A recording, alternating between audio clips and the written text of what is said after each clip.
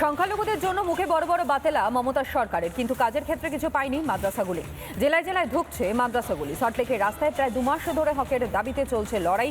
প্রতিশ্রুতি ও কাজে বিস্তর ফারাক। তাই এবার আর তৃণমূলকে ভোট নয়, স্পষ্ট জানিয়ে দিয়েছেন সংখ্যালঘুরা।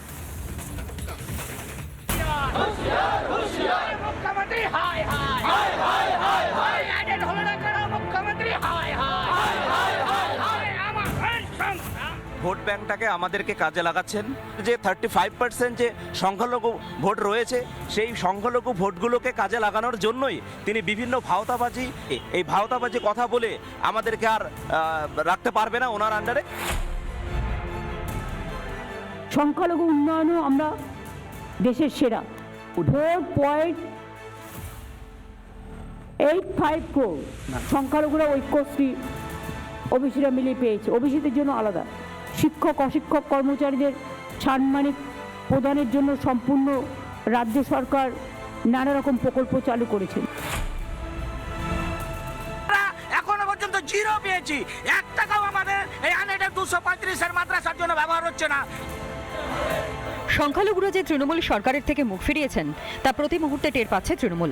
উন্নয়নের নামে বুলি আওড়ালেও কিন্তু আসল কাজে লবডঙ্কা। সংখ্যালঘুরা শুধুই তৃণমূলের ভোট ব্যাংক।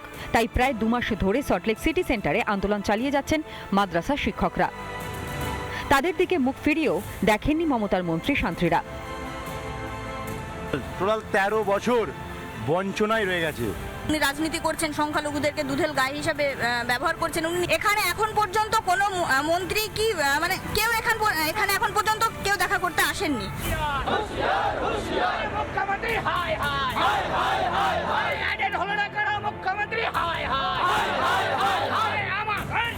যেখানে 2022 থেকে 2023 বরাদ্দ 5,004.05 কোটি, 2023 থেকে 2024 5,116.99 কোটি।